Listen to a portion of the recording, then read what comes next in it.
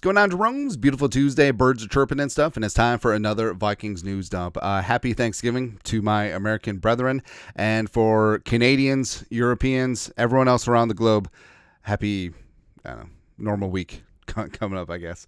But Thanksgiving is the best because nothing gets done Monday, Tuesday, Wednesday.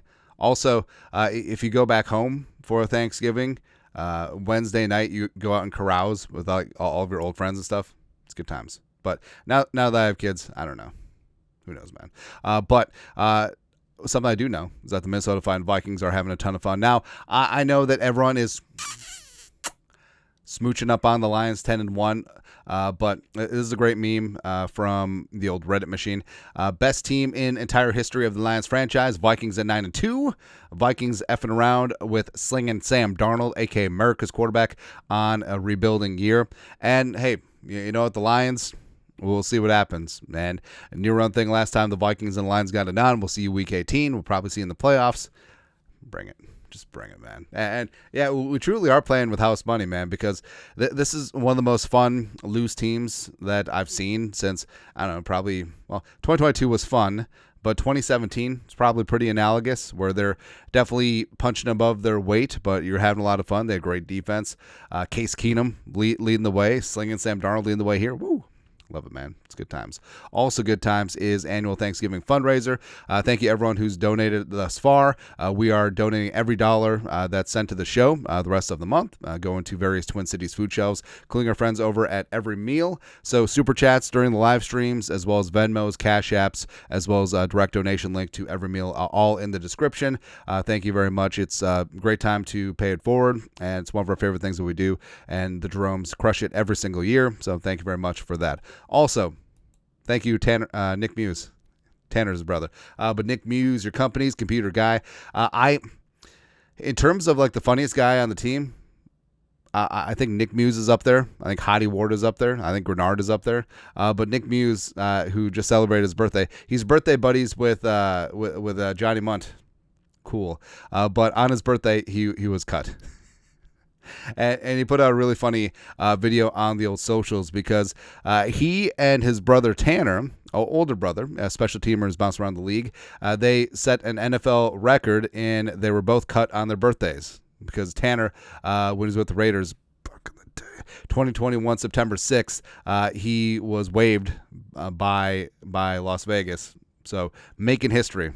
Good times. But Muse will be back on the practice squad. Just came off an injured reserve. Vikings do need that roster spot for Daniel Jones, but actually probably Jake McQuaid, since he's out of practice squad elevations, and we'll need a long snap for at least one more week until Andrew Topolo gets back off of injured reserve, and hopefully Will Rocker gets back too, although John Parker Ruma's been looking pretty good.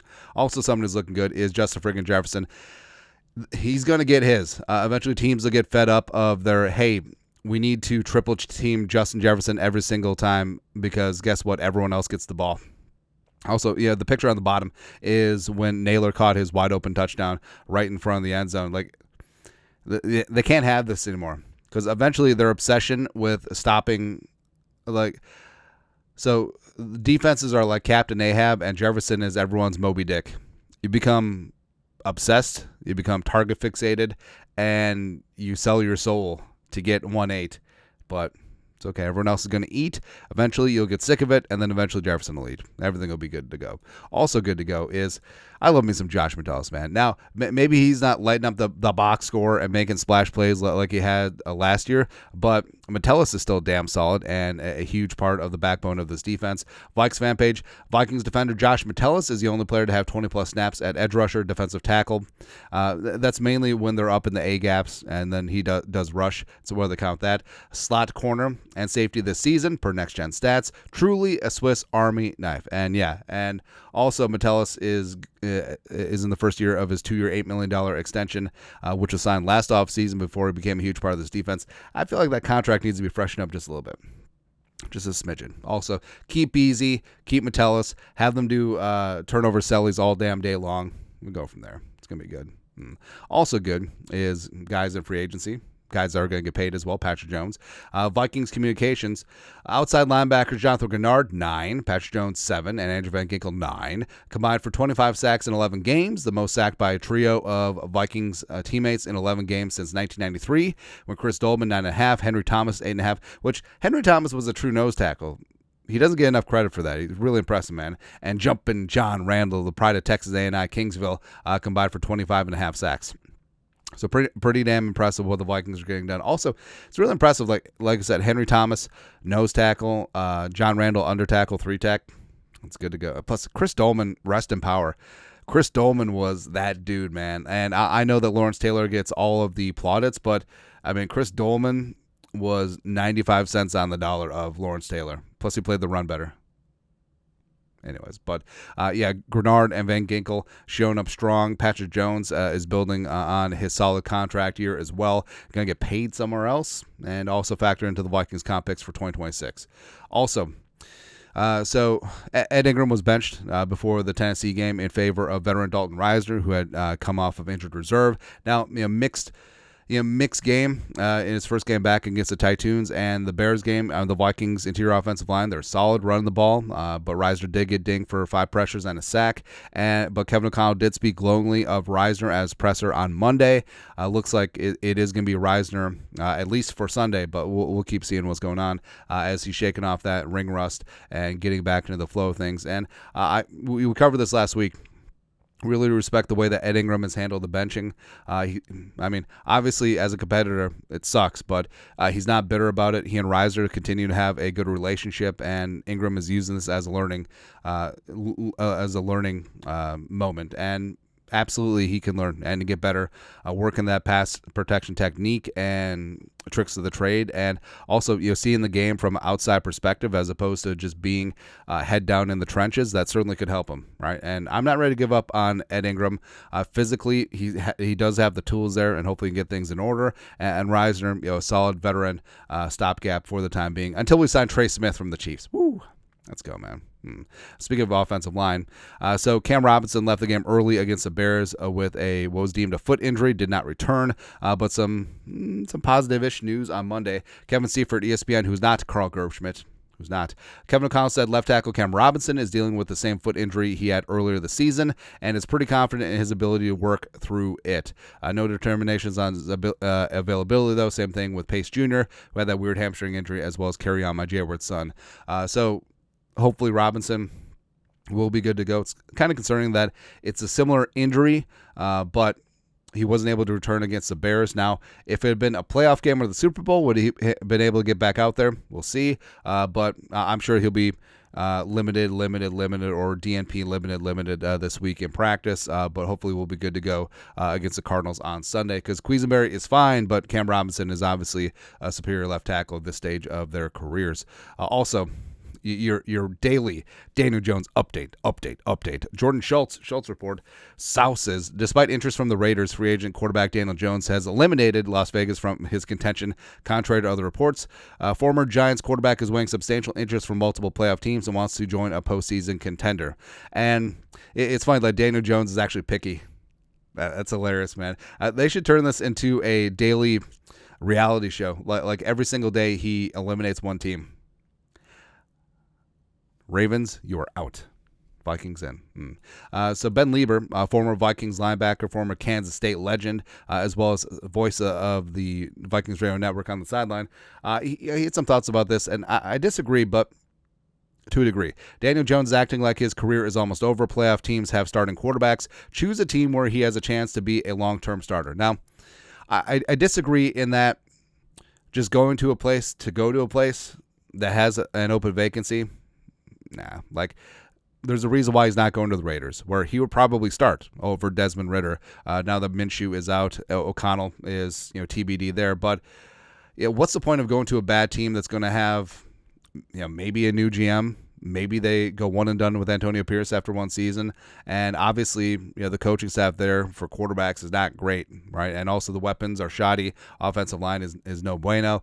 And I think Jones realizes that, hey, you know what? It might benefit me from sitting back for a year catching my breath, getting out of the New York media spotlight and just work on stuff and things, right? Where you get around good coachings and work on fundamentals and work on technique. Because, I mean, Jones, like, if you look at his footwork and just like his pocket awareness from his rookie year, coming in from Duke and David Cutcliffe, who's a stud, to this year, it's just night and day. It's just very sloppy. It's very panicked. And maybe he does just need to work on things mentally, and just going out to a bad team just to start on a bad squad with bad weapons and bad coaching and probably just get the hell beat out of you. What's the point? No, I think that the playoff aspect makes sense because that gives you extra weeks to work with that coaching staff, and Jones can make an educated decision if it's a good situation for him. And also, I think that he sees what Kevin O'Connell has done with slinging Sam Darnold, aka America's quarterback, and it's like, maybe I can have a micro version of that, because I don't see any team just signing Jones to even be the bridge quarterback for a draft pick next year. But also, could he have a Sam Darnold 2023 season where Darnold went to San Francisco to be a backup for a year and sort of had some career rehabilitation with a solid coach and a winning team? Yes, I think that Jones could see that at next year with J.J. McCarthy or even Darnold if he's back here. So I think this is him thinking long term, because what's the point of him going to the Raiders, getting his brains bashed in for 6-7 games, and that literally does nothing for him. Right, so I think that him sitting, learning, getting some good coaching is going to be the name of the game right now. Speaking of game, hey, Ricky Spielman, former general manager of the Vikings, back in the day, he's back in the game, kind of. Schefter, Jets are retaining the 33rd team, yes, the media outlet, to support them on their upcoming general manager and head coaching searches. Former Jets general manager Mike Tannenbaum, which is ironic, I know. And Vikings GM, former GM Rick Spielman, will lead the project for the NFL technology and media company. The 33rd team will provide its data analysis and experience to assist the Jets in their search for new leadership. So, objectively, this is funny. Like Tannenbaum, former Jets GM, picking or at least having input on who the next Jets GM is going to be, and probably head coach. But Spielman, here's what's going to happen. So Spielman's going to be like, okay, we're going to invest $20 million into this project of research and graphs and numbers. And it turns out the best man for this job is me. I would love for Spielman to get back in the game. He's a hilarious man. Plus, we have so many memes that we just have to fire off. So go ahead. Plus, that would add, if Spielman becomes the next Jets GM, that just adds another chapter to the dumbest rivalry in sports history. Let's go. Let's go, man. But yeah, wishing the Jets the best there, because their fans deserve better. Not much better, but a little better. Yeah. Also, Schefter, I don't know, man. Like, is he mocking my heritage? Is he mocking my countrymen? I don't know. Oh, Riri. Probably not. Anyways, UFL is also expanding. They currently have 8 teams. They're looking to move to 10 or 12, and they're looking for new locations, new locales for their squadrons. And I've said this before. I pitched this to the XFL. I'm pitching it to the UFL now. The Minneapolis Miracles. I love it, man. And eventually, what the UFL is going to be, I think that every team in the league is going to have a minor league squad, or maybe they'll share minor league or organizations. Because wouldn't you love if Walter Rouse, as well as Michael Juergens, as well as Dwight Nudie McLaughlin, were able to, and Levi Drake Rodriguez, were able to get meaningful live game action snaps in the spring, and the Vikings retain their contract? That's coming down the pipeline. Also, the lack of quality quarterback play around the league, it's ridiculous, because guys need game snaps, and game snaps are hard to come by. So that's why the UFL, I think, is going to have some staying power. I think eventually the NFL will just adopt it as its minor league, or basically its G League for the NBA.